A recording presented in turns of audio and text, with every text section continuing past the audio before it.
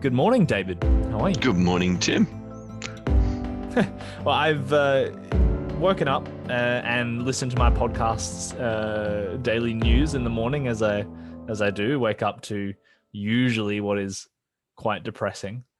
But what I will say is news that I found exciting, not necessarily because it's positive, because there's definitely some negative aura, but there's potential.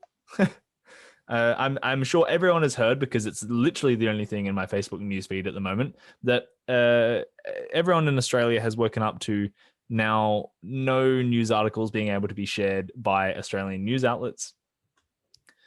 And that does unfortunately include places like SA Health. It includes bushfire alerts and things like that, which has some negatives. But also, I didn't see anything from Channel 7 this morning telling me about the latest vegan outrage at a restaurant. I didn't see any garbage either. So Yeah, and I think to start with, I imagine things like SA Health and bushfire alerts, there are bound to be provisions to allow public service things to come through that are not news in the sense of someone's getting paid to write it to earn money for the organisation. Where it's for a public good, I imagine there will probably be a whole new category within a few days. But I think Facebook had decided, well, if we can't make money the way we like making money, we're not going to play nice at all, and didn't think about putting those provisions in time. And who knows what the negotiations have been like between the federal government and big tech companies. Yeah. But I'm going to be the person who says, okay, you can't share news on social media anymore, on Facebook anymore. Big deal. Use social media to be social and use your browser to find news. Be active about both things, because it was an amazing study maybe 2 years ago now where they started sharing some headlines where the articles behind them were gobbledygook. And what they realized is 90% of people share the headline and the two lines that pop up with it, having never read the article. That's sad. Well, it's not sad. It indicates we actually don't read the news via Facebook. Well, good point, right? So ABC, I believe, reported, whether you want to believe this or not, I'm sure that the statistic is correct. The analysis might not be, but ABC reported that news articles made up 4% of the total content of Australian Facebook or something. I would think it might be more something like it was 4% of Australian Facebook posts were ABC things being shared, which probably pissed ABC off that it was so low. Oh, yeah. I would like to think that it was really 4%, but that it was something far more about what suits the organisation. Right. But I mean, either way, that's a small percentage of what goes on a social media. It's tiny. And if that's where you're getting your news from an algorithm that in the past helped Trump win an election. Yeah, exactly. Do you really want to be getting your news from an algorithm that helped Trump? Just have a deep think about that. You know how politicians don't seem to have any vision or policy platforms that actually say anything specific? Because they've been reduced to saying their entire policy platform within catchphrases and sentences. If you have a go, you get a go. That, which is not a policy, but I tell you what, it fits on Facebook. Yep. And it suits the soundbite world of consistency in your soundbites. So I suppose the big thing I'd say to everyone this morning is, first of all, be active socially and be active as a citizen. Use social media to be active, and use your browser to find what you want to read about the news. And if you want to put a bit more effort in, then read about the alternate view from an equally credible source that has a different viewpoint. Do what we all did.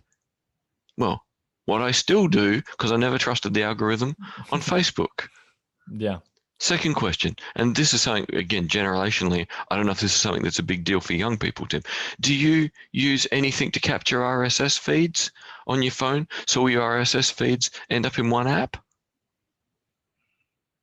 No, that aren't podcasts, no. Okay, so you're only doing it when it's audio, right? So everyone, we all use apps to listen to Blind Insights, don't we? Hint, hint, hint. But as well as having apps that collect all your podcasts, you can have apps that collect news articles and articles from journals and articles from websites that have an RSS feed. If you're an iPhone user, the ultimate one for accessibility, and by supporting this, you guarantee that this team keep on getting to make a product that is accessible for me, is called Lire, Lire. I think I have 100 news, journal, magazine, and website sources that have RSS feeds feeding into it. On average, I get 10,000 new items a day land in my RSS feed in Lire.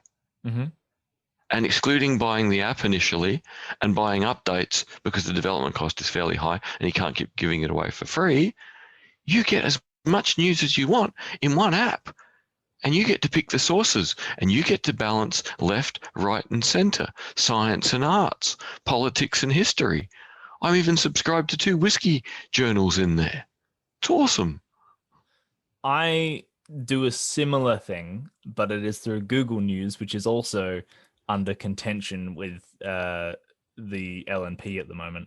Because they're still curating for you to a degree, aren't they? Well, I specifically go in there and say, I want news about these topics, and it picks the sources, but I get to pick what I want to learn about.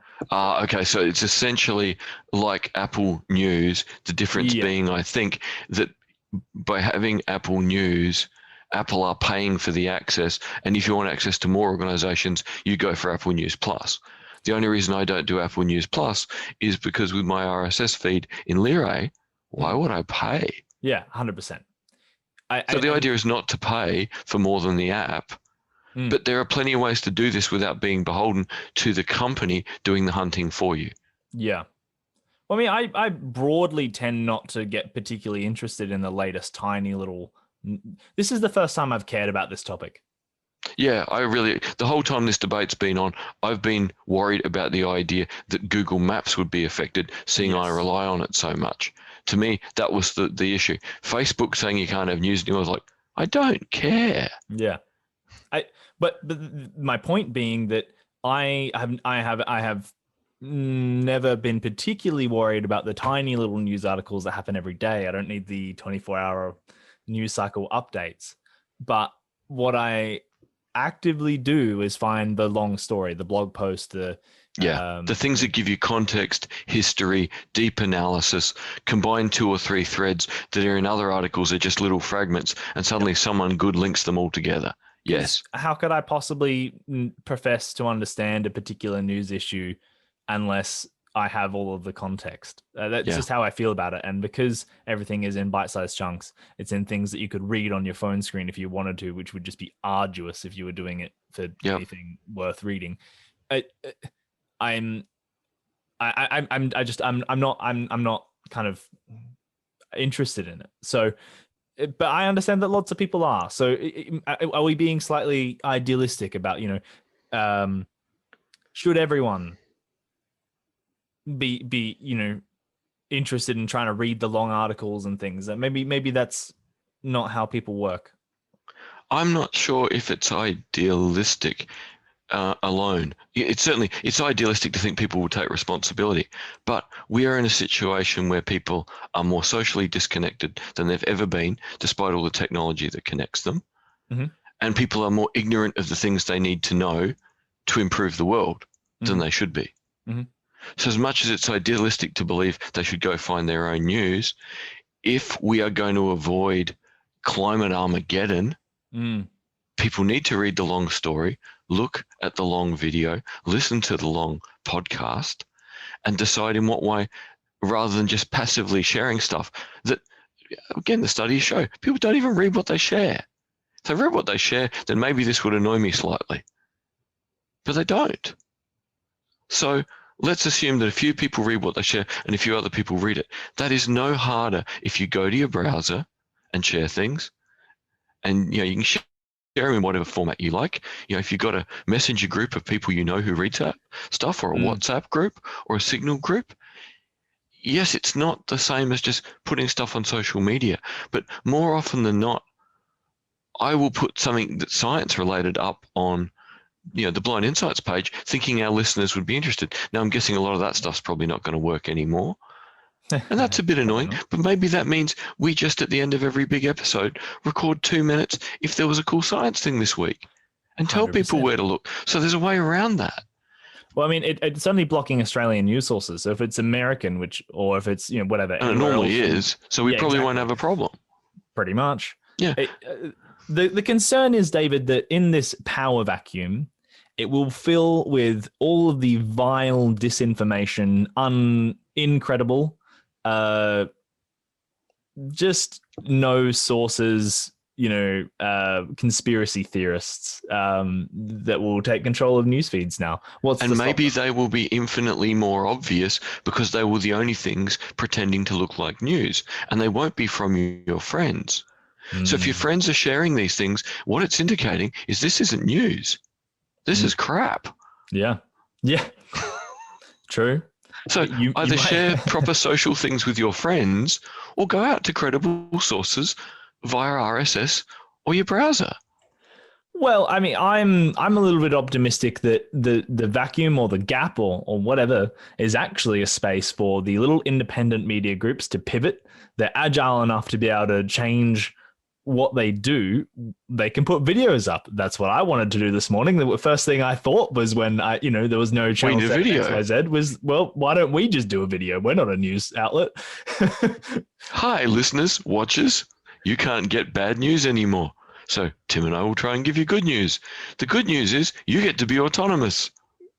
Exactly. The thing that I do, David, as a suggestion for people is I have a little reading list. Every time I see an article that I want to read, I put it away. And this is part of me not getting distracted by stuff so that I can read it later. I'm sure whatever method you go with, you would be able to do things in a way that you could consume news on your time and the way that you want to. And be a lot more informed. And I understand that, the two of us are exceptions to the rule. Sure, formally educated, right? We're a certain class of people, and other people might not have that kind of privilege, you might say. But at the end of the day, it is up to all of us as a community to encourage others to be active citizens and to get the best out of our news economy in some way. It's up to us to make sure that we are each informed, because being better informed as a community helps us make better decisions as a community.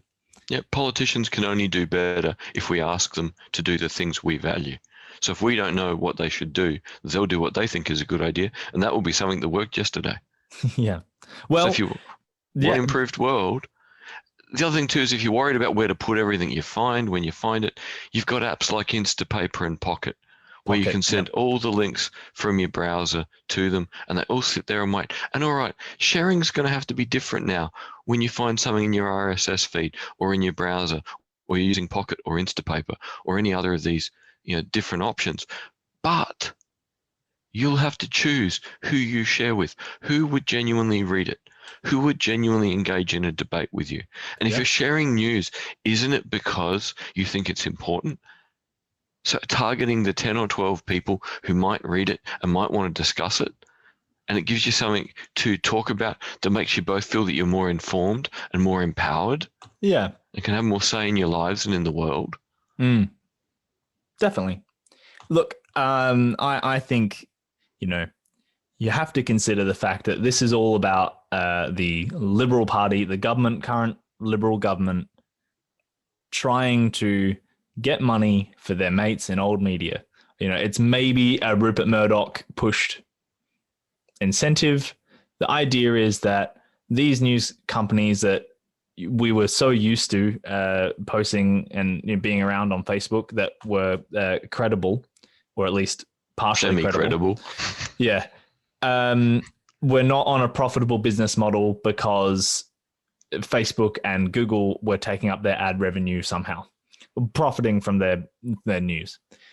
If those business models are not profitable, why are the free marketeers of the Liberal Party trying to organize and manipulate the market so that they survive? What is it about these news outlets that the LNP would like to keep in vogue, in circulation? My guess is that the parties still think that the majority of the people who vote for them get their news from those sources, and certainly a proportion do. But I would assume the younger the demographic, the less likely they are. So how many people watching this video are willing to pay for a news, website, a newspaper, a TV station, anything behind a paywall? I know I just categorically refuse to. Yep. I buy T-shirts. My favorite news outlet. I have a couple of T-shirts from. Yep. So you support them in another way. Like I might donate money to The Guardian. Yep. Because what they do is worthwhile. If other news outlets did something similar, once a year I would probably donate some money. But if you put me on the other side of a paywall and you say I have to pay and you're trying to keep me in your universe only, with your little pond only, I'm not going to pay. So we are in a different world, and yes, it's harder for news, and look at how many people now rely on podcasts or read blogs from experts who care about a single area. All right, this is all a bit messy. Yep. And we do need some model for monetizing new media. But the answer is not to remonetize dead media that is largely ignored by the majority of the population. Yes. Or if anything, are ineffective at holding power to account, maybe. And are more politically biased than the small ones because the governments don't pay attention to the small ones. Yeah, that's right. That's right. Exactly. Yeah, they're part of the press club, the inner circles. I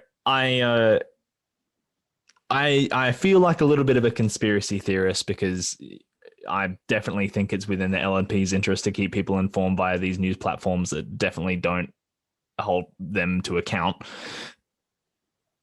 But I'm optimistic about this gap because you and I can post a video and maybe that gets a little bit more traction with the tiny little bit of extra space that's on Facebook now. But so can all these other independent medias that are agile enough to adapt. And, I'm upset that I can't share a Conversation article anymore, like The Conversation, an article from them. But they're probably small enough they might be able to do videos too. We just did this in a morning. Yep. And the point being, yes, text is traditionally what people like, but small audio and video clips, if that's what works, then do it. Yep.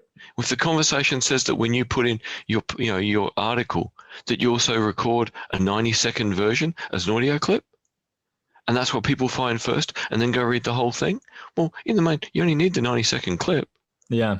I'm actively writing blog posts for my website that are never more than 5 minutes. Yeah. Because it gives you the idea of how long it would take to read. People have limited time. You might read something vaguely interesting if it's short, but if it's long, you go, that's too much time. I understand that. And people, to an extent, you can make change by making it the most obvious choice for people. I understand that. It's the whole nudge idea. Put the easiest thing in front of people. Well, the easiest thing is a little bit of audio and a little bit of video and the link in the notes to the full version. Yeah, I think we can respect the human race a little bit more than to just say that the easiest thing is to read the headlines of old-fashioned media that doesn't really achieve anything. No, because you don't know the whole story. You don't have the context. And if they could prove to me that people deep dive into multiple links and educate themselves, I'd say it's at most maybe 4% of users who deep dive. Yeah, that'd be, I feel like that's an accurate estimate. But you know what? Why don't we give our listeners a little bit of a suggestion? Of course, they can go over to www.davidolney.com.au. Is that right? It is. And they can, of course, subscribe to the blog and get their news in their inbox. How easy is that? It's not really news so much as it is idea sharing. But me thinking about stuff. Yeah. But also, we're an Ozcast network. Go have a look at all the different podcasts that Ozcast makes available. They're You can getting learn news. all sorts about all sorts of things. Exactly. We're heading in the direction of there being more news on the network. Exactly. Well, I think we've taken up a lot of people's scroll time now. So thank you very much for joining me, David. Thank you, Tim. And we'll have to get better at doing the short video. Maybe. All right.